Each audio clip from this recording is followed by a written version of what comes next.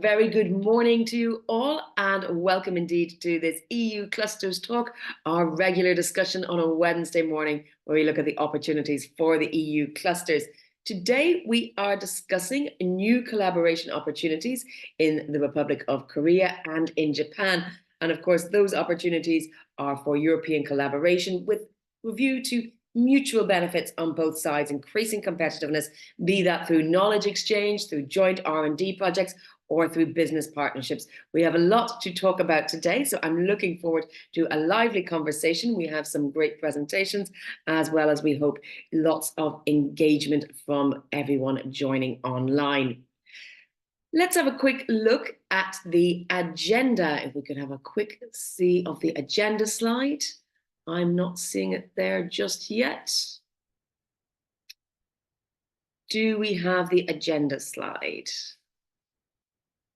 So we can walk through what's coming up.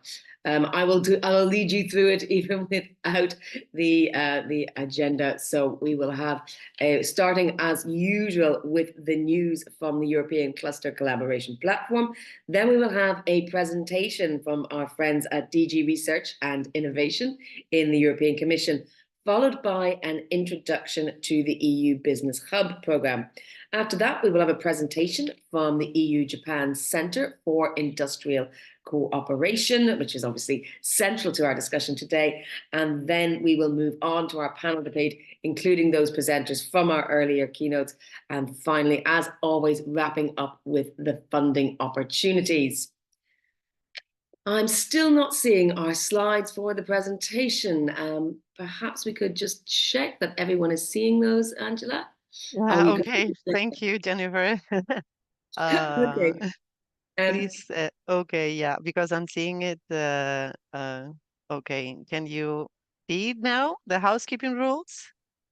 Okay, the agenda is being shared to everyone. Okay, Okay. so great. We'll move on to the housekeeping rules. Yes. We will use Slido, as always, to launch the polls, including questions to our audience. And you will be able to do that by scanning the QR code with your smartphone. Hopefully that will take you straight to our questions. There'll be 3 today, as always.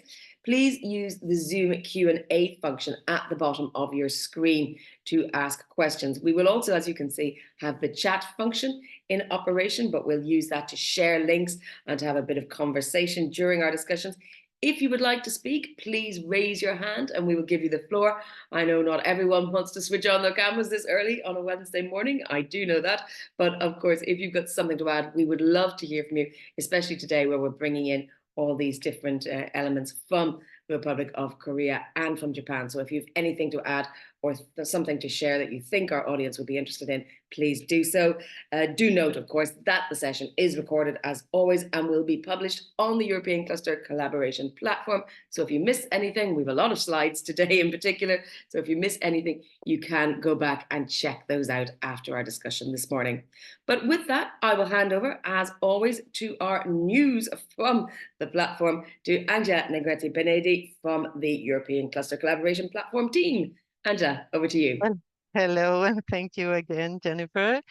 Glad to be here. Okay, let's start with the EU Industry Days for this year, 2025. They're going to be 5-6 June in Poland. And this is a call for proposals for stakeholder sessions. There is an invitation to the industrial stakeholders to apply to organize a parallel session as part of the main program of the event. The deadline for this call is the 31st of January, so this week until 12. As you already know, the EU Industry Days are the Europe's flagship event dedicated to industry, and it is an open platform not only for the industry, but also for the research community and civil society representatives. As a next proposal, there is a consultation of the future on the International IP SME Help Desk in China, Southeast Asia, Latin America, and India. We invite you to complete the survey. We are providing you the link. The consultation will be open until the 1st of April. It is an initiative from DG Grow. They have launched a targeted consultation to evaluate efficiency and effectiveness of the help desk in these countries for supporting EU SMEs operating in foreign markets, to assess the usefulness of this help desk and to identify potential improvements. And at last but not least, another invitation. We have the EU Agri-Food Business Delegation to Japan, to Tokyo and Osaka. This was a delegation led by the Commissioner Christoph Hansen, up to 100 senior representatives of agri-food companies and producer organizations. This mission includes official meetings, seminars, and retail and site visits. Only organization representing the agri-food producers and companies producing agricultural food and beverages are eligible. Only one person per company, and we are also providing all the information for registration. The dates of this delegation visit is 8 to until 13th of June to Tokyo and Osaka, and the deadline to apply is 9 February. That would be all. Thank you, Jennifer. I give you the floor again. Thank you very much, Angela. 9th of February, it's coming up soon, so get moving if you're interested in that one. And of course, as always, we've shared the links in the chat, so do click through if you're interested in that. But now, to get things moving today and kickstart our discussion for this morning, please welcome Emmanuel Chauvin-Henry, who is from DG Research and Innovation in the European Commission, to tell us about the new collaboration opportunities. So please, Emmanuel, over to you. Thank you very much, Jennifer. So my name is Emmanuel Chauvin, and I'm the desk officer responsible for the cooperation with Japan and also for the Republic of Korea in DG Research and Innovation. And today I will present the new collaboration opportunity we have under our research program, Horizon Europe. So as we don't have a lot of time, you can already move to the next slide. As we don't have a lot of time, I won't go too much into the detail of the program, but I will present it to you briefly. So it's our framework program, Horizon Europe. It's under which all cooperation on research and innovation at EU level is done. It has a 93.5 billion euro budget spread over 7 years and is structured, as you can see, around 3 pillars. In the central part, you have 3 pillars that you can see now on the screen. Horizon Europe is by default open to the world, and as open cooperation with scientists is essential to produce the best science and to find shared solutions to the global challenges. And the private sector plays a fundamental role in fostering the transformative processes needed to address those challenges together. You can move to the next slide. So through Horizon Europe, association is the closest form of research and innovation cooperation by which a third country pays into the program budget for its entities, public and private, to participate under similar conditions as those of EU member states.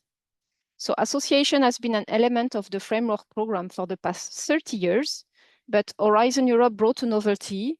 It's the possibility to associate to any country in the world beyond the EU geographic proximity. And we aim for countries we have a very good basis in science, technology, and innovation, and with whom we share key values in principle. So Japan and the Republic of Korea, they are like-minded and special partners with whom we have a long-lasting mutual cooperation under our S&T agreements. They clearly fulfill those criteria, which is why the EU has offered the possibility of association to both of them. And for Europe, it's really important and of strategic interest to partner with those like-minded countries such as Korea and Japan in the current context. So you can move to the next slide. So I have mentioned the 3 pillars of Horizon Europe, and while the EU-based entity like you can receive funding through the whole program for your research activities, for these countries, the scope of association is limited to Pillar 2 of Horizon Europe. But it represents by far the largest part of the budget, with 53.5 billion. This pillar is organized in 6 thematic groupings that we name clusters that you can see on the screens, and each of them aim at addressing key global challenges such as climate change or the digital transformation, public health, green energy, etc. This pillar is top-down program. It means that the research is funded under this pillar is expected to deliver on certain predefined expected outcomes, and it's also competitive, as only the most excellent proposal receive fundings. And now we will see the state of the participation of those 2 countries, Korea and Japan, with association. So you can move to the next slide, and we will start with the Korea. So with Korea, we have concluded the negotiation for association in September last year, and we are now in the adoption process on both sides that take a little bit of time. But the signing of the agreement is foreseen in the coming few weeks and months. But you may have seen already in the news that from 1st of January this year, Korean entities can already participate to Horizon Europe under transitional arrangement. It's a special arrangement we foresee for countries where the signing is imminent, so they can already participate. So yeah, they can already apply to Work Program 2025 calls, including those of the joint undertaking. And the only condition is that when they will sign the grant, it means that the agreement needs to be signed by then, but it will be the case for Korea. And now if we move to the next slide, we will see where we are with Japan. So for Japan, we are a little bit less advanced in the process because we have extensive exploratory talks for 2 years almost. And formal negotiations were officially launched end of November last year. So our current discussion in this context are advancing, and we hope to achieve an efficient progress toward completion of the negotiation, if possible, in summer this year, and to allow participation of Japanese entities in from the Horizon Europe Work Program 26-27, so from next year, if all goes well. And in the next slide, we will be able to see what exactly changed with association. So in short, entities from the associated country, they have the same rights and obligation as entities from the EU member states. It means that they can receive funding under the program, and they have enjoyed the other right enshrined in the grant agreements, which will greatly facilitate the cooperation between EU-based entity and the Japan or Korea-based entity. It also means that they can be leading and coordinating the research projects as consortium coordinators.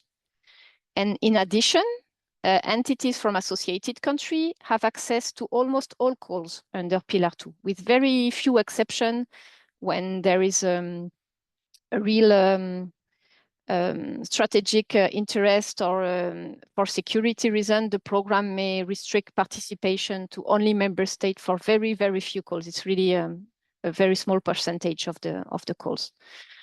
So there are many opportunities that exist for EU entities to cooperate that are worth exploring in this Pillar 2. As soon as the Work Program 2025 is published for Korea, because they will be already able to participate and receive funding, and hopefully from next year with Japan too. We can move to the next slide. And so now the question is how we can stimulate the participation of Korean and Japanese partners into our program to collaborate with you. To ensure a good participation, we will have to overcome several challenges. There are evident barriers, such as the distance between Europe and Korea and Japan, or the language that makes it more difficult to connect and partner to form consortium. And at the moment, in Horizon Europe, the cooperation of these 2 countries has clearly not reached its full potential. So we really want to increase it in the coming months and years. So we need to create links and connection between researchers. And for this purpose, we need to work on several axes to raise awareness, both about Horizon Europe in Korea and Japan, and simultaneously also raise awareness in Europe, in both the public and the private sector, on these new opportunities. So for this instance, since Korea is on the verge of associating in the coming weeks, Our EU delegation in Korea is pursuing an intensive outreach campaign to spread the word. I can also mention the Euraccess network that helps researchers to connect, or even on our funding and tender portal. You can find all those work programs, all the calls, all the opportunities, and there's even a functionality where you can register yourself and say in which area you want to pursue research, and so you can find potential partner. You can use specific criteria such as the country, the type of organization, specific topics, so to help you connect. So we're going to aim at having as many Korean and Japanese entities to register, and hopefully on your side too, so you can find each other. And of course, last but not least, events such as this one are also a very good example of action we can take to raise awareness. And I'm counting on you to spread the word even further to promote this new opportunity. Thanks very much for your attention. Thank you very much indeed, Emmanuel, for that presentation. As always, you can see the links in the chat function, so please do check that out if you're interested in following up on what Emmanuel has said. We're going to move now to our introduction to the EU Business Hub programme, and joining us to present that together we have both Paulo Gontan Arano from the Eurochambers and Thomas Mavrogonatos, who is Deloitte consultant at the EU Business Hub programme. So gentlemen, please do switch on your cameras, and we are looking forward to hearing your presentation. Thank you, Jennifer. And hello, everyone. My name is Thomas Mavrogonatos. I am one of the coordinators of the EU Business Hub, the program that I will present you today with my colleague, Paulo. Yeah, can you go to the next slide, please? Thank you. So the EU Business Hub is a EU-funded program that supports EU SMEs and startups in entering the target markets of Japan and the Republic of Korea. I mean, as you can see on the next slide, this program is the continuity of the well-known EU Gateway program. Yeah, this one. The EU Gateway program that has been launched actually 35 years ago already. Of course, the EU Gateway program was first focused on the Japanese market, but due to successful editions, it expanded later to Southeast Asian markets and the Republic of Korea, as we can see with the EU Business Hub that focuses on these two markets. On the next slide, you can see that we are targeting mainly EU SMEs and startups in three different sectors, which are the green and low carbon technologies, digital solutions, but also healthcare and medical equipment.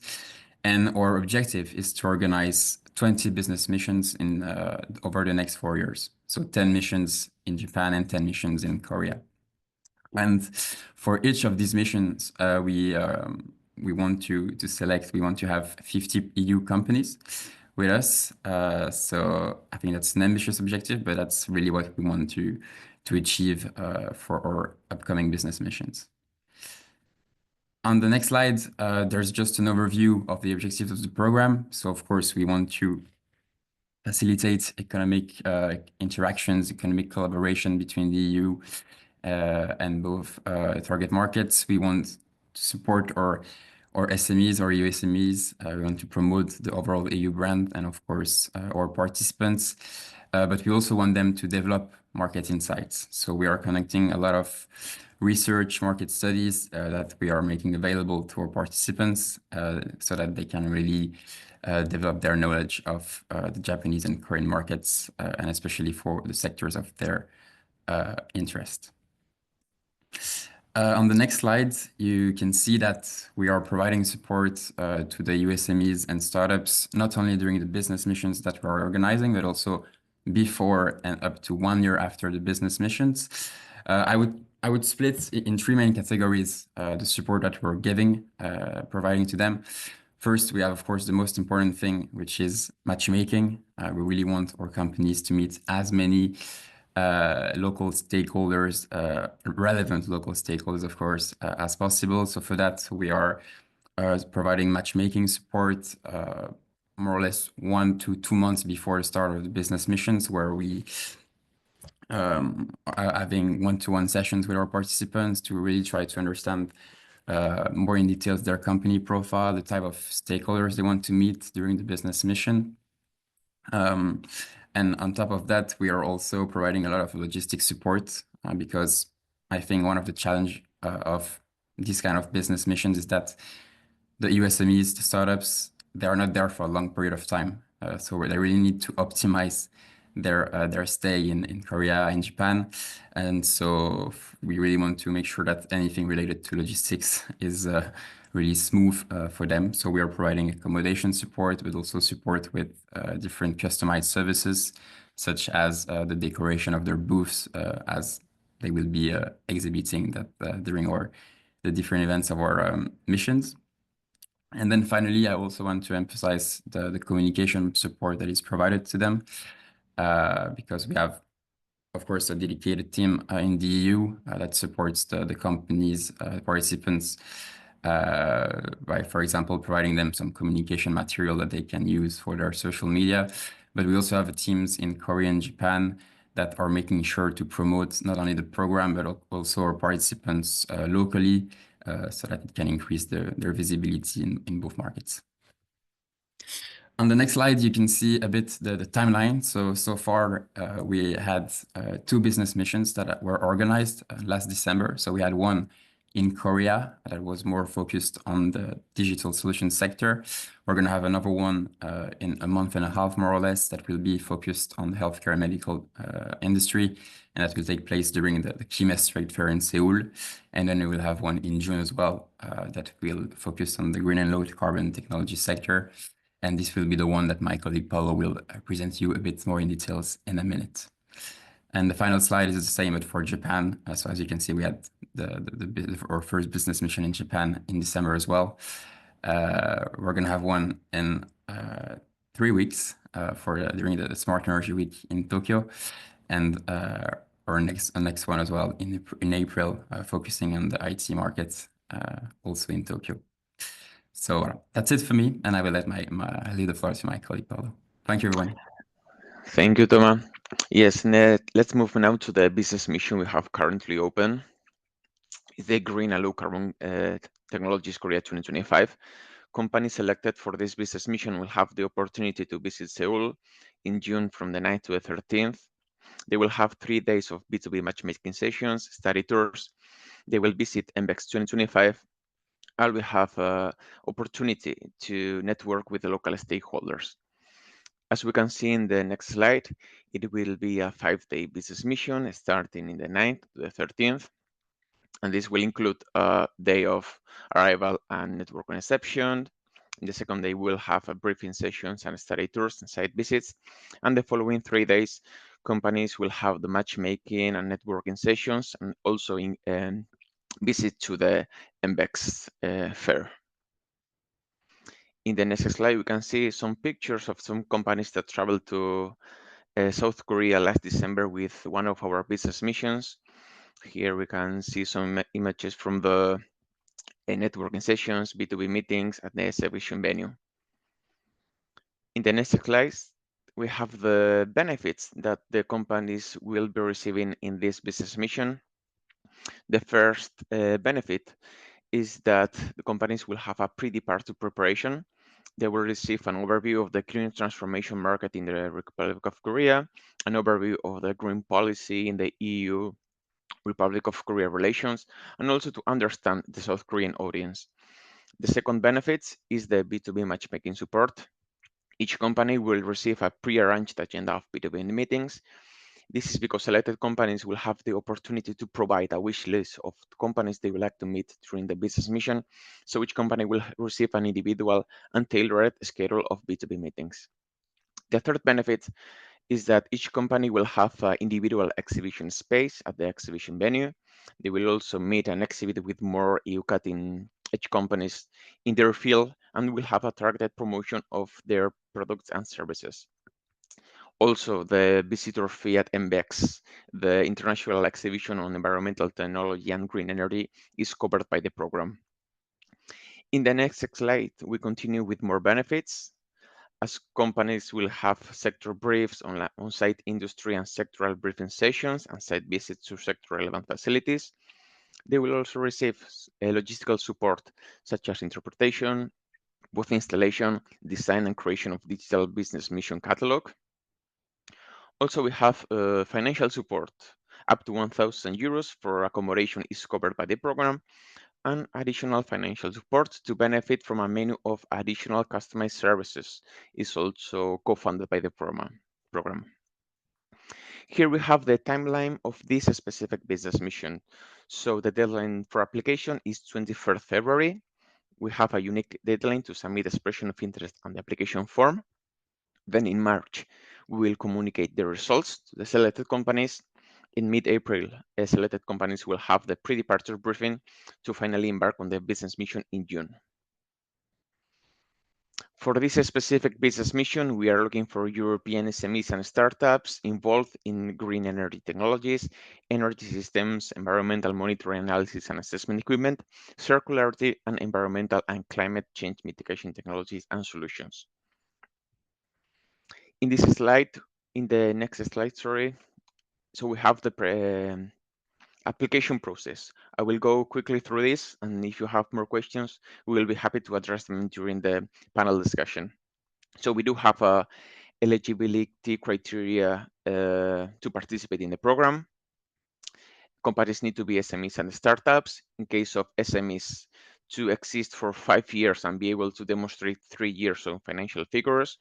In case of startups, exist for 3 years and be able to demonstrate 2 years on financial figures, be entirely or majority EU-owned, and have the headquarters in the European Union. The third point is to be active and operational in one of the sectors covered by the program. The fourth requirement is to have a proven track record of international business cooperation outside the European Union.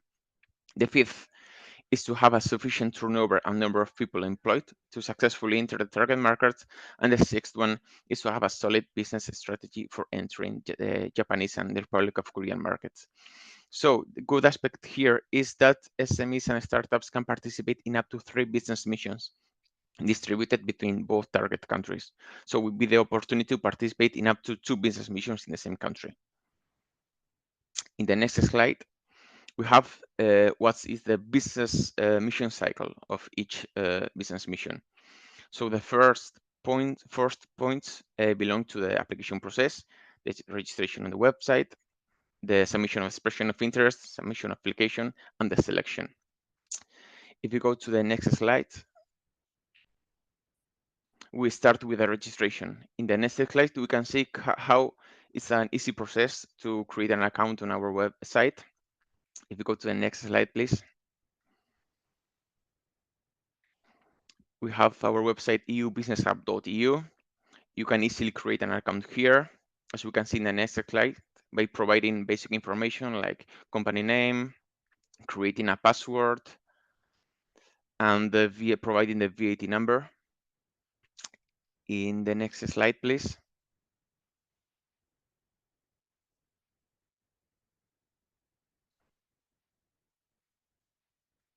Yes, here we have the process of creating an account on the website. And this is the second step, the expression of the submission of interest. In the next slide, please. The second step, the expression of interest. Here, once you created an account on our website, you will be able to see the business mission tab you have open at the moment. Here, you just have to select a business mission and submit the expression of interest. This includes information like company details, contact person details, business activities, and motivations. Once you submit the expression of interest, in the next slide, there's an evaluation team that will assess all the expression of interest, all the profiles, and we check if the company fills the requirements set by the Commission to participate in this program. And in this case, if you are deemed eligible, you will be able to submit the application form. In the next slide, we can see the application form is will be assessed by independent experts using predefined criteria. And here, I just want to make clear that we have 2 steps. you need to submit expression of interest and the application form, and there's a unique deadline for both submissions. In the next slides, we have several contact points for here. Depending of the location of your company, please you can write to any of these email addresses, and we will be happy to assist you, providing more information or helping with the application process. We also have, in the last slide, we will see we are also on our social media, on X, LinkedIn, and YouTube. And here's our website, ubusinesshub.eu. And we also have a general email for inquiries, support@ubusinesshub.eu. We're happy to receive all your questions there too. Thank you very much, gentlemen. Quite a dense and granular presentation there. So do remember that you can find those links again in the chat. And of course, you can go to our recording of this event if you want to look through those slides again. We're going to turn now to the presentation of the EU-Japan Centre for Industrial Cooperation. And we're delighted to have joining us from the EU side, the Managing Director, Manuel Hubert. Please, Manuel, let's have your thoughts on presentation. Yes, good morning, Jennifer, and good morning to all. So good afternoon from Japan. So I'm Manuel Hubert, the Managing Director of the EU-Japan Center for Industrial Cooperation. So the center is a co-founded organization between the European Commission and METI, the Japanese Minister for Industry, Trade and Economy. And we have been existing for over 37 years. So a collaboration which is long-standing, which has enabled us to develop close ties with the local ecosystem and build good relationship also with all the organizations supporting SMEs and businesses in general. So we have two offices, one in Brussels, and our main office is based here in Tokyo, about 40 people, bilingual, Japanese and English, plus many other European languages, of course. And our main customers are SMEs, but also large companies, clusters, students, research, development, and innovation agencies. And we also support stakeholders like governmental organizations. So this slide presents you in a nutshell a bit all the activities that we have. So I mean let's say interest of the center is that we provide a comprehensive set of services to support companies, in particular SMEs and clusters, to access the Japanese market and develop their business in Japan. So, and I will just briefly mention them clockwise, and I will expand in the next slides on some of them, which I think are the more relevant for today's event. So first of all, we have the training program. So we have different types of training, which help support companies on board to Japan culture and business culture in particular. This is a Get Ready for Japan. We have the market access workshops, and I will say words in the next slides about this one. We have the WCM, which is an acronym for World Class Manufacturing Program, which is about manufacturing excellence techniques in Japan, where we bring 25 SMEs managers to factories in suppliers of big automotive companies, where they learn all the, let's say, just in time, the Kaizen techniques, total production quality, and this type of schemes are implemented in Japanese factories. And then we have a training program, internship program for students. Then we have an industrial cluster region specific dedicated help desk, and I will also dedicate a slide on that one, so I don't mention it now. We have a series of services targeting more market intelligence. I will mention it also afterwards, policy seminars and other types of services. We support R&D cooperation, as was mentioned by Emmanuel before. There are national contact points for the Horizon Europe program, and the Japan Center is the contact point for Japan on this program. So we are helping Japanese entities to participate to the projects which are co-financed by or financed by the Horizon Europe program.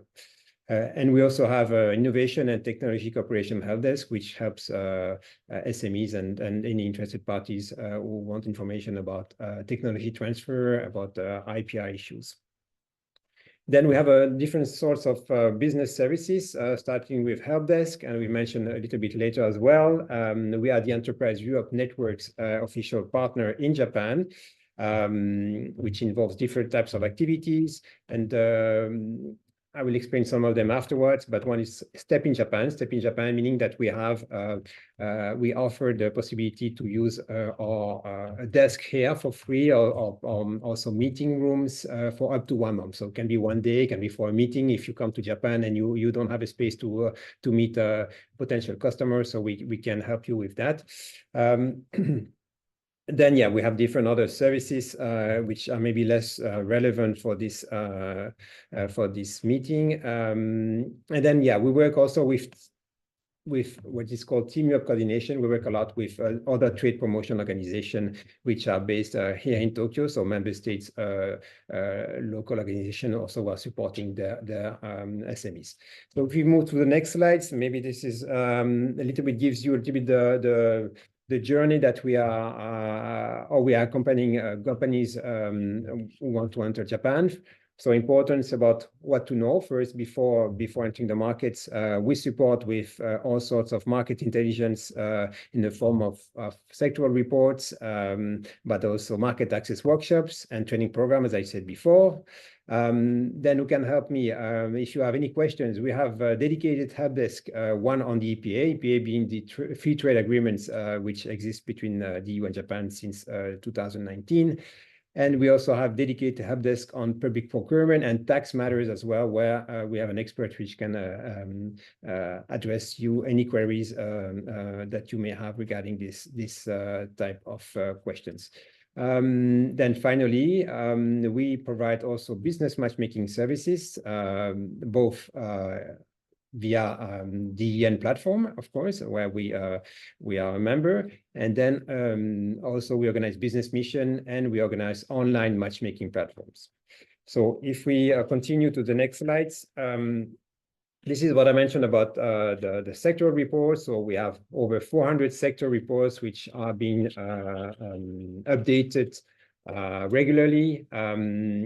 And whenever there is a new report, there is a webinar which is organized by the experts who has written the reports a couple of weeks later. So, and this page is accessible to any entity based in Europe, companies, but also organization, free of charge. You just need to register and ask for being access to this very useful database of reports, sectoral, but also about more horizontal thematics like the EPA or business culture. Then if we move to the next slide, I mentioned market access workshops. So these are organized on demand with local EN partners. So most of them are done online. Sometimes they can be also on site. And usually this is quite useful whenever you are planning to organize a business mission to Japan. It's good to have like 1-2 hours a preparatory meeting where we can inform you about be it business culture information or on a more specific sector such as digital or clean tech. And this is something we organize, as I say, we more than 10 sessions per year usually. And this is really about finding the right moment and the timing with our experts in order to organize this. Then next slide. Yeah, I mentioned that we have this help desk, which can address any questions related to the EPA or the tax and procurement matters. We can move to the next one. Next slide, please. Yeah, and I wanted to say, spend a bit of more time on this one. So this is an effort that we are putting in place, which exists for a number of years, but it's really to support clusters from Europe connect with local cluster in Japan. Now, what you have to know, I saw questions about asking the list of clusters in Japan and in Korea. In Japan, the terminology cluster is not very familiar, very well known, so they don't really have a lot of clusters. So there are certain, let's say, concentration of of actors in one sectors in certain prefectures, so prefectures being the regions in Japan, and there we can assimilate this to a clusters, but sometimes it's not as organized as it is in Europe. So this is where we help and we try to connect you with the right interlocutors. Now, what we do also, we organize webinars. Previous slide, please. Thank you. So we organize webinars, like, and I give you an example of what we've done next year. So we organize webinars between local prefectures, which is focused on a specific area, which has a strength in one area with another one or more than one in Europe, which also have similarities and interest to cooperate. So if you have interest to develop cooperation with a specific Japanese region, or if you just have interest in a specific sector, you can also contact us and we can try to facilitate and find a corresponding cluster or corresponding regions which might be interested in having also a discussion and perhaps explore cooperation opportunities. Now we can move to the next slide. So as I told you, we are the Enterprise Europe Network since, no, I think it's 13 years. And over the years, we have been quite successful we have now over 100, almost 120 partnership agreements, meaning an agreement between a Japanese company and European companies to do business together. As you can see, it's quite spread over Europe, but also in different sectors. And in Japan, it's mostly concentrated in the region between Tokyo and Osaka, but also in a few other regions across Japan. And this, you can see maybe that in the slides, you have 9,500 meetings, which have been facilitated thanks to our services for only 100 partnership agreements. So basically, there's 1% rate of success. Well, success, you need a lot of patience in order to generate a partnership agreement in Japan. So that's the way it is. It's a specificity of Japan. So you have to be resilient, and that's one important lessons to keep in mind with Japan. Then if you move to the next slide. Yeah, in terms of upcoming activities, so similarly to what was explained by our colleagues from the Business Hub project, we do organize also business mission. We've been doing business mission for many years. And there you can see the list of missions which have taken place or are going to take place this year. So last week, we did one on smart manufacturing and robotics. That was at the Smart Factory Expo. This week, so we are present at the ICX, which is a trade fair specialized on space matters. So we have 10 companies, 10 SMEs. So usually we always bring up to 12 SMEs from the EU and COSME participating countries to Japan. Then we will go also together with Business Hub. Actually, we're going to collaborate on that one to the green technology at the Decarbonization Expo. This is end of February. We have one on defense business mission for the first time. I mean, all these have been already closed, so there is no possibility to apply anymore to these missions. But then we'll have two next one as well, the biotech business mission, which will take place in October. So normally we open a call for application 3 months in advance. And there you can apply. So what is important to know is that not only SMEs can participate, but also cluster directly. So for example, this week we have a cluster from Berlin involved in transport, mobility, and logistics, which is part of the space business mission. So and sometimes we do have clusters who participate directly. We think it's quite good because you have this leverage effect then that you can also communicate and represent more companies than the single SME. And then we will so have the biotech business mission and digital business mission in October, which is coming up. So the biotech business mission, this is we participate in Osaka at a matchmaking conference, but also at BioJapan, which is the biggest trade fair in Asia really for life science products. And CTEC is a major digital trade fair So we were there last October, and on average, for every company which participated, they had 38 meetings. So it's quite important in terms of number of visitors and attractiveness for businesses. So as I said, we have various training programs. So this year, but of course, this is already closed, the world-class manufacturing program, which will take place later in February, market access workshop on demand, and then the Get Ready for Japan, which is a 2 weeks onboarding program. So 1 week online and 1 week in Japan, where the participants have lectures about Japanese business cultures, about the economy, about marketing strategy, and they also get individual company meetings. So we set up specific meetings for these companies tailored to their sectors and needs. And this is why you have 1 week in May and 1 week in June. And then again, we organize these 2 times, 1 week in October and 1 week in November. So for the moment, the program for May and June is open for application until the 13th of March. So if you have companies within your clusters who are interested to apply, please visit our website where you can find the link to apply for this training program. And finally, as I said, we have upcoming webinars about some recent reports which have been released recently. So one is on the industrial drone market, another one on the electronic sectors. And I think that should be my last slide. Yes, indeed. Thank you very much for your attention. Thank you very much indeed as well, Manuel. And of course, you're going to stay with us for our conversation with the other speakers as well.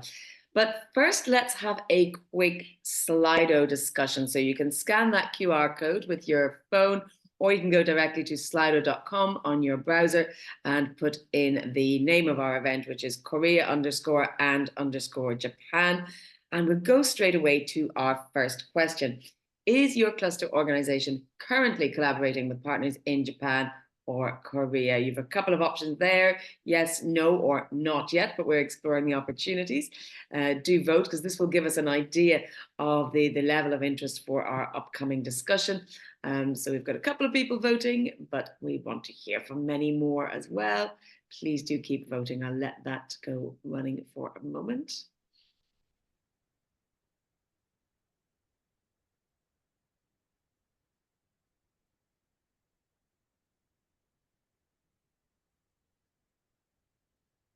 Any more votes coming in? I don't see anyone typing. So the majority of people already have some collaboration happening, and then a third not, and another half that again, considering opportunities. Okay, so shifting a little bit with the votes, but still the majority of people voting already with some sort of contact in place. Let's go to our next question, which is: what type of support would most benefit your organization in facilitating collaboration with Japan and Korea? Would that be market insights, networking opportunities, access to funding, tailored coaching, or others? I'll let people vote on that for just a moment.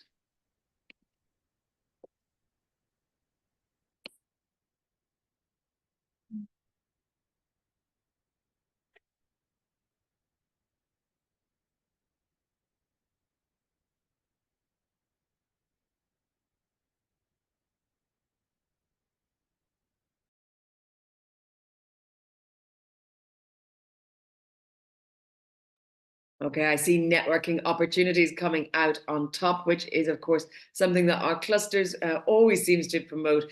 Access to funding second, then market insights, and then tailored coaching. We've asked you to specify other in the chat, but of course, you can bring that up during our conversation as well in a moment. And then finally, what do you think is the biggest challenge for collaborating with Japanese and Korean organizations? This is a free-form question, so you can just write in the word that you think most closely ties to your opinion on challenges, and we'll create a sort of word cloud here if we get a few thoughts. Time, distance, okay, it's coming up as a list rather than a word cloud. Business culture. I see more participants typing culture, habits, distance. Of course, distance is a huge one, and distance and time very much tied to each other. Distance, costs, language. Patience is a challenge, but also a requirement to deal with the challenges.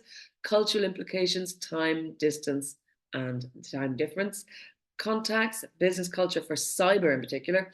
Relationship building is time consuming, and possibilities to study WCM-like methods. Have we any more participants typing? I see 2 more still typing. We'll wait for those suggestions. Distance. So yes, as you can see, their slide are very helpfully showing us the 2 most common words coming up in this response, which are distance and culture. Earning trust as well. I think distance probably comes out top if we tie in the time difference as well element, because quite a few of you mentioned that. I'll let a few more participants type. Business, no cyber, EU, research and development in cyber. So yeah, I've seen a few cyber questions as well coming up in the chat. Hopefully we'll be able to address that a little bit in our panel debate, which we're going to go to now. So please, gentlemen, if you can switch on your cameras. We welcome back Thomas, Manuel and Paulo, who have given their presentations, and also joining us for this discussion is Loic Marin, who is Head of Projects and Interclustering Networks at SIEM. So look, I'm going to go to you first because, of course, the others have already given us their presentations and set the scene. So perhaps I can ask you to maybe give your first reaction about how you see the landscape in collaboration between the EU and Korea and Japan, and perhaps even reflect or comment a little bit on some of those presentations that you've heard. So, hi everyone. Thank you for inviting me to this webinar. So firstly, I just want to say that my cluster SIEM, I just worked on relations with Japan. We do not have any experience with Korean companies or networks there. So I will focus on Japan. So actually the relations between SIEM and Japan is very recent because we started working on that more actively last year, so it's very recent. Actually, the landscape of Japanese business is a very fruitful landscape. So many opportunities. Japanese is facing many challenges. For example, and I think the most known challenge in Japan is the aging populations, and this aging population is suffering. Due to this aging population, Japan is suffering from many challenges, for example, in industry. Lack of people working in industry, development of innovation, which is not that well developed, lack of innovative solutions in different sectors. So we have in Europe these opportunities in Japan to explore the market in Japan in order to find this business collaboration with Japanese companies. So that's how we, for SIEM, that's how we started working with Japan last year, exploring the markets and identifying these opportunities in different sectors, where to see where we can provide a good contact and solution from our ecosystem. Well, thank you very much, Luke. I'd be interested to hear from the other speakers whether you feel that the aging population is an area that has an impact on collaboration. Manuel, perhaps I could ask you that question just to give a response. Yes, thank you very much, Jennifer. And then Loic, yes, I fully agree with you. It's indeed a major factor which is impacting massively the industrial landscape in Japan, not only the industrial, actually, services as well. And indeed, this leads also to a need for more technology to supplement labor shortages. I mean, Japanese have been always very strong in robotics, for instance, and then you see them more and more in factories, but also in services. And then I would say that there is indeed a lot of opportunities for European companies which have key knowledge in be it in green tech, in biotech, or in cybersecurity, artificial intelligence, and there I think this is really a good moment as well for Europe to step up their collaboration with Japan, because we have first of all, we are like-minded partners. So it seems we have set up over the last years the framework for increasing this cooperation at political level. So there is, of course, a free trade agreement, which is for 7 years, but there is also no digital partnerships. There is a green alliances. So there is all this supporting factors which are conducive to more collaboration also at the business level. Thank you. And I'm aware that on this panel, we have a little bit of a skewed interest towards Japan, a little bit less on Korea. So please, for those of our attendees who wish to join in with any examples that also pertain to Korea, please do raise your hand. We'd be very happy to hear from you. And I'll remind you again, of course, use the Q&A and the chat functions to get your thoughts heard as well. Thomas, let me come back to you because Manuel sort of opened the door. And I want to ask what specific sectors present the most promising opportunities for EU businesses today, and in particular SMEs, because we want to support them in the clusters, and that's very much where our focus is. Yes, thank you, Jennifer.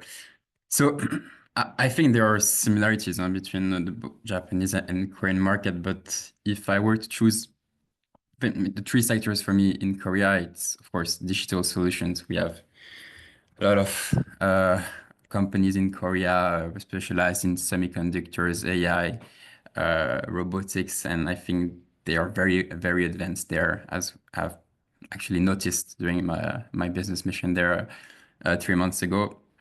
I think we also have the green and low carbon technology sector for sure.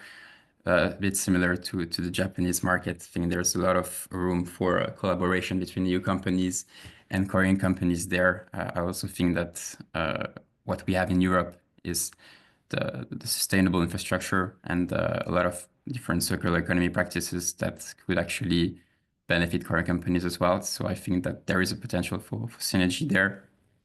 And then we have the healthcare and medical equipment sector, which is, in my opinion, also very much related to the digital sector in the country.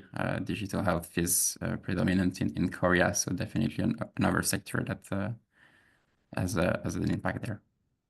I'm seeing in the chat, Julian Provenzano is also saying that his cluster recommends also autonomous cars, satellites, semiconductor, and data compliance with the Cyber Resilience Act, as well as looking at supply chain questions, and in South Korea, AI for defense. So these are all very, if you like, techie areas, which can sometimes prove a challenge for smaller companies because there's a lot of compliance elements as well, and a lot of R&D that needs to go in at the back end.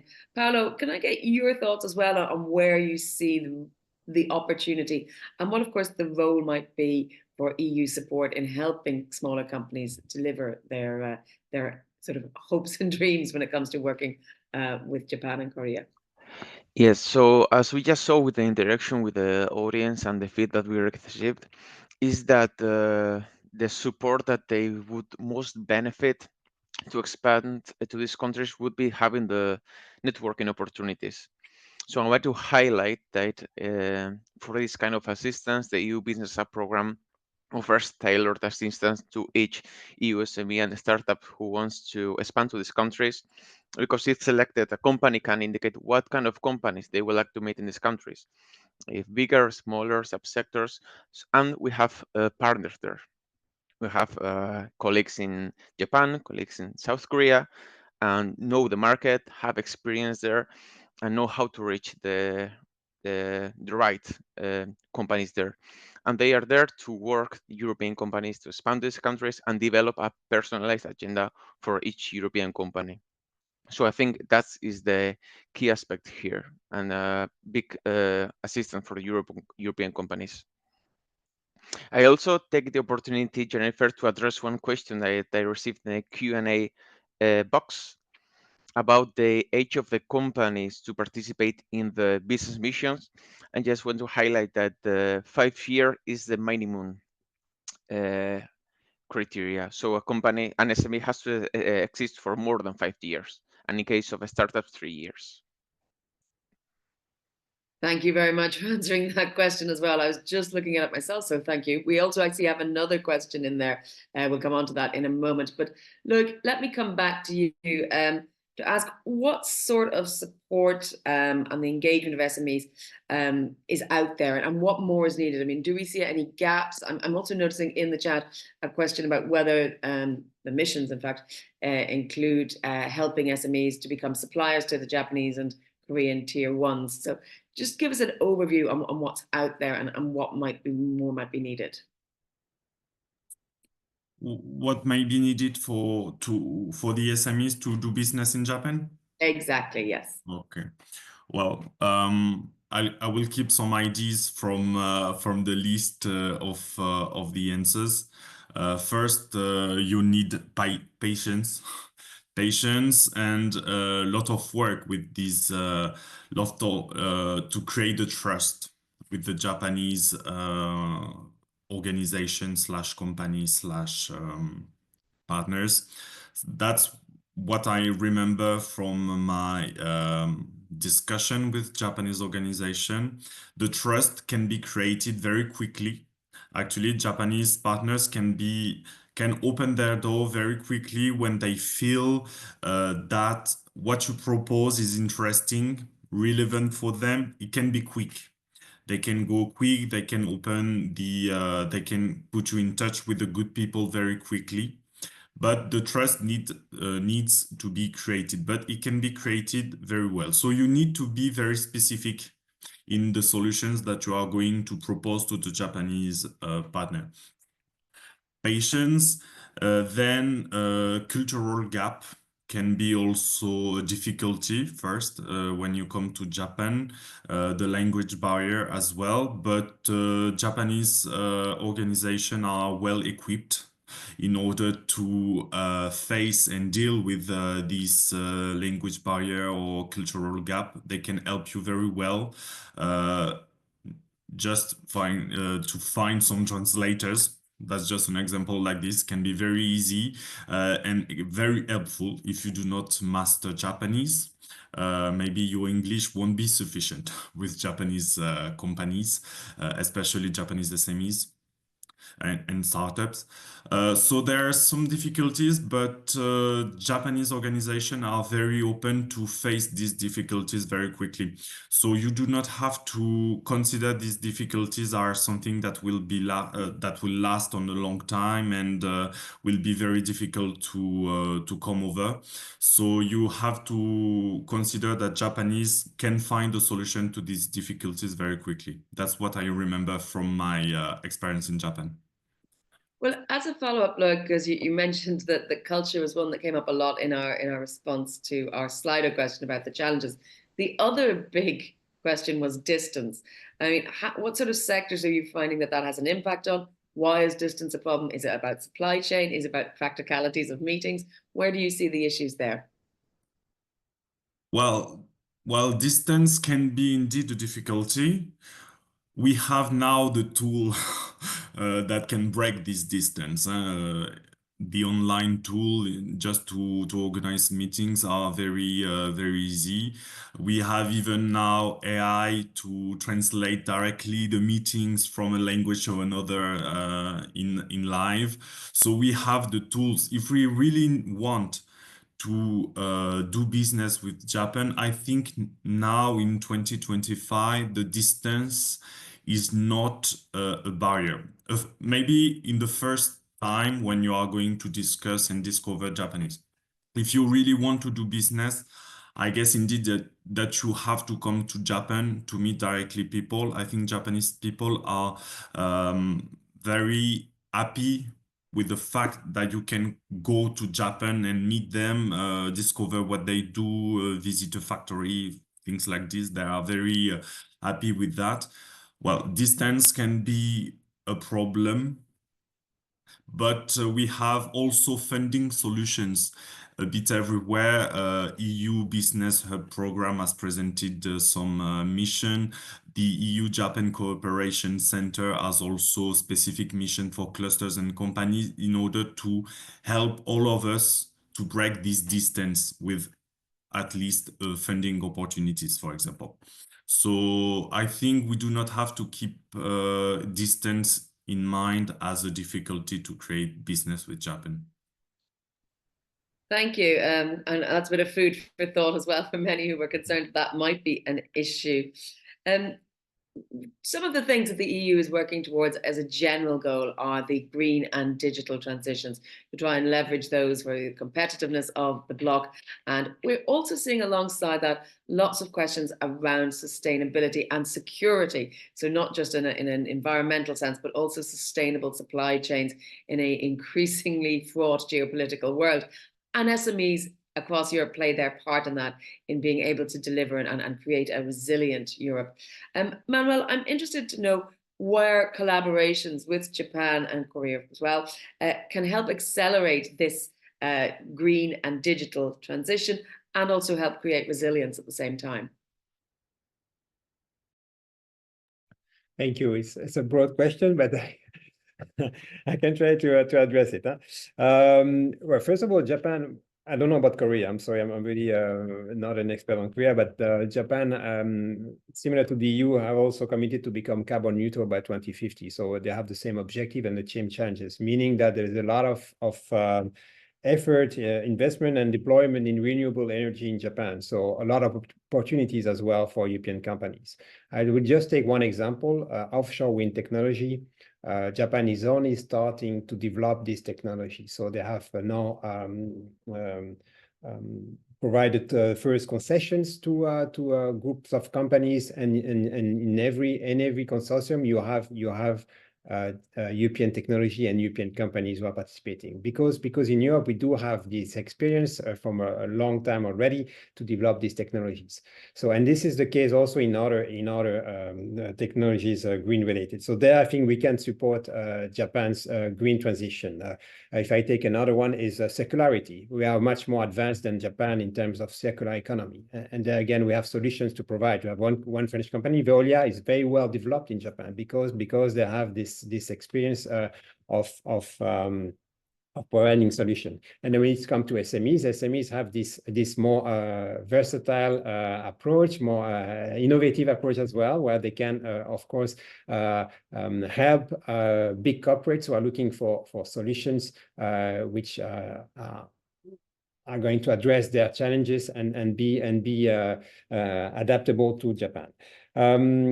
And about the digital transformation, there again, I think there is a lot of opportunities for Japan, for European companies. If I take the example of semiconductors, Japan has stated as political objectives to bring back semiconductors manufacturing industry in Japan, and they're putting a lot of subsidies into these sectors. Of course, this targets big companies, but also there's a lot of suppliers behind it which are needed, so including many SMEs. So there I think there's also there are a lot of opportunities for European companies to take part in this development.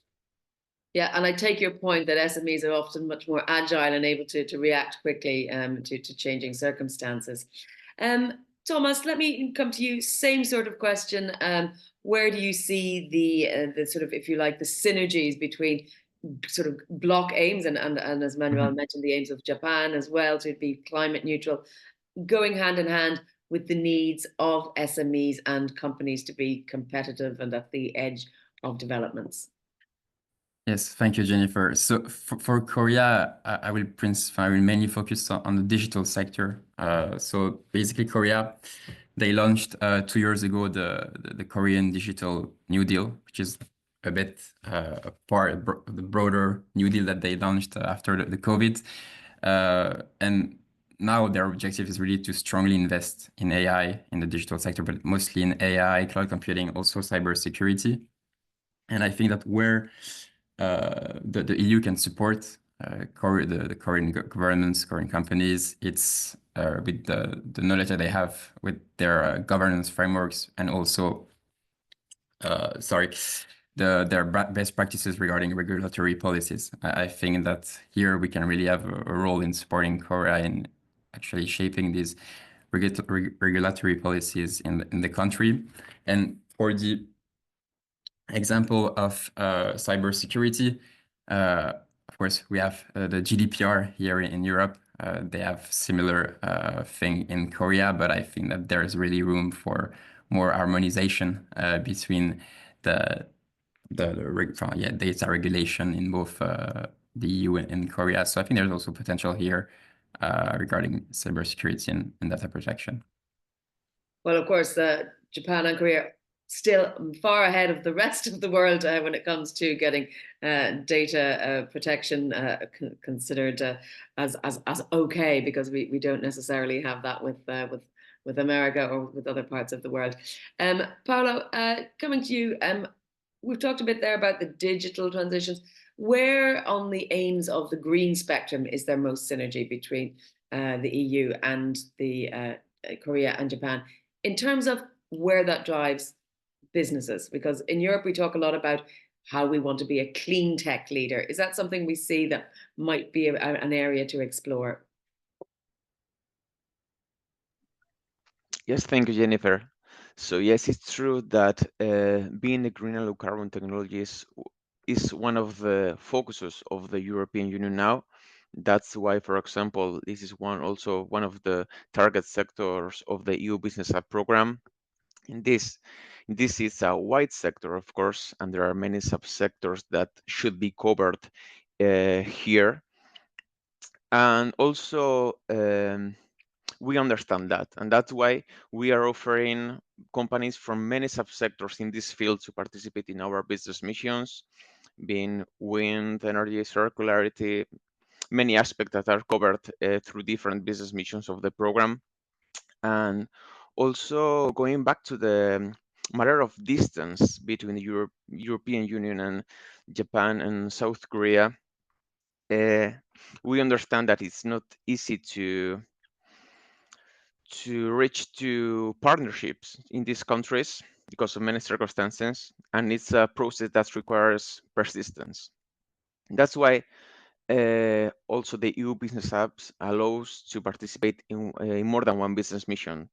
And also, if a company has already participated in the business missions organized by other initiatives, business support organizations, or for example, the EU-Japan Circle for Industrial Cooperation, companies are always welcome to participate in our business mission. So it doesn't pose an impediment to that.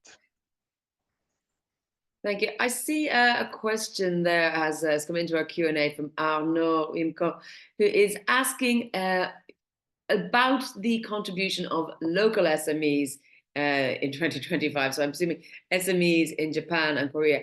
How open are they to doing business with Europe? Is that something because you mentioned that some of the bigger companies, it's easy enough to find the translators and use the tools that might be at our disposal. Is it harder to get an opening with SMEs?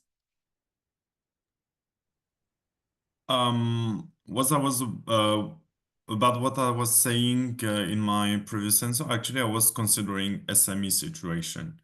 Indeed, big groups, I think, do not need us to go to Japan, or at least in a small manner. So I was speaking about SMEs. Actually, Japanese market, I think, is very open to European SME. So as I said, there are a lot of opportunities even from the EU Cooperation Center and all these networks and platforms existing that can help SMEs to go to Japan. So I don't know if behind the questions of Arnaud there is a specific questions or concern, but I think we do not have to limit our thinking to Japan, to the big groups, or even smaller enterprise are very open to Japan, and I don't see crucial difficulties for them to enter the market. I see a question in the chat. Oh, sorry, Manuel. I will come to you. I will come to you next, Manuel, and then we'll go to the question in the chat. So over to you, Manuel. You had something to add. Sorry, I just wanted to complement to what Loic just said about difficulty to access SMEs, be it SMEs or big companies. What I think is very important is to have a local partner in Japan, to have someone, a contact person, which can help be the intermediary with the client that you're looking for. This is really crucial, because that person can be a distributor. He has his network of companies and contact, which can facilitate the meetings. Because it's good to organize business mission and to come to Japan, but if you don't have pre-arranged meetings already for the moment you will stay in Japan, then it will be very difficult on the trade fair to meet contacts without having pre-arranged meetings. So this is really a crucial aspect. Another way to do it is also to have contacts with Japanese companies in Europe. So if you have already businesses with Japanese companies in Europe, it helps a lot, because there you have already this kind of credentials for the companies. Thank you, Manuel. That makes sense. The question from Pat Rubert in the chat is to everyone. So I don't know, please raise a hand, our panelists or whoever's best placed to answer it, is asking, do the missions also include Japanese or Korean OEMs, tier 1s or 2s, looking for suppliers? I can take this one. Thank you. I mean, in our case, when we had our business mission in Tokyo for last December, we had some companies. But I think in general, what we're really trying to do is that we have dedicated teams in Korea and Japan that are really in constant communication with local counterparts, such as OEMs. So definitely, I think there's a lot of, as Manuel said, I really want to emphasize that preparation is key.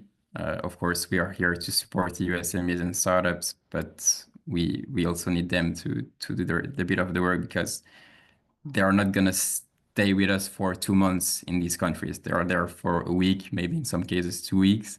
So they really need to optimize every minute, every hour of their stay in these countries. And of course, we are here to organize pre-arranged meetings. We're trying to find local counterparts for them to meet, relevant ones. But I think it's also important for them to really understand the market that they want to enter, and to prepare as well as they can. I see Julian again in the chat adding his voice to agree. Same in Korea, Manuel, that preparation and as Thomas says as well, get your meetings organized before setting foot on a plane is the best advice. But I am going to wrap up now, because I see we're a little bit over time, but I'm going to ask each of our 4 panelists to give me a final takeaway, just what practical advice you would like our attendees to walk away with at the end of our discussion today. Paolo, I'll start with you. One piece of practical advice or thought that you want to leave people with. Yes, so as we talked during the discussion, expanding to Japan and South Korea requires a lot of patience, a lot of effort. So I think it's a good advice to take advantage of all the initiative and opportunities that EU organizations and institutions offer. Thomas, your takeaway? I think my main takeaway is that we have all the tools, I think, to really further develop the collaboration between the EU and Japanese and Korean markets. I think maybe we could do even more. We're just not aware that sometimes we have particular stakeholders that we could collaborate with to do that. So I think it's really, as Paolo said, a call for action that we, the clusters, let's say the example of clusters, they really have a role here to support these kind of programs, initiatives, by either spreading the message, spreading the message to their companies or their clusters for them to apply to the business missions that we are organizing, or the EU Japan Center, of course. But yeah, I think there's a lot of potential for collaboration, and it absolutely needs to continue in the future. We have the tools, but that's of course why we have these talks on a Wednesday too, to spread the word about what's out there and what's available a bit further. And thank you for this. Look, can I get your last piece of advice to attendees before we close? As I think that we are talking to mainly clusters around Europe as a participant today, my advice would be keep updated with all the initiatives and missions that can be offered by network as ECCP or EU-Japan Cooperation Center, because actually these missions are very interesting, very useful, very relevant for clusters, but also for SMEs. We only have good feedback. That's easy to find and easy to participate initiatives. So do not hesitate to register to newsletters or things like this, because you'll find, if you want to find an opportunity, you will have this opportunity existing for sure. So keep updated with all of this. And Manuel, final word for our panel discussion to you. We've had good advice, very practical advice. What's your takeaway for our attendees? I would say check our website for all the services we offer. Most of them are free of charge. As I said, we've been existing for many years. We are there to support you. We're a non-profit organization. And yeah, as I said before, I mean, important is the preparation. Don't just come to Japan thinking that it will be easy. You have to come back 1, 2 times, 3 times, 4 times. We had big companies who made a lot of money now thanks to coming 3 times. But it's worth the investment, because Japan is very rewarding. Once you get this first contract, then you get this long-term relationship, which is can be worth a lot of money. Well, thank you, gentlemen, very much for your thoughts, your tips, your advice, and your insight. We hope that people will take that away and put it to good use to collaborate between Korea and Japan and the EU. I will turn now, as always, finally to wrap up our talks to Angela to tell us about the funding opportunities, a few this week, I think. Angela, so over to you. Thank you very much, and thank you for this very, very interesting debate. Okay, we are running a little bit out of time. I will go quickly for our opportunities.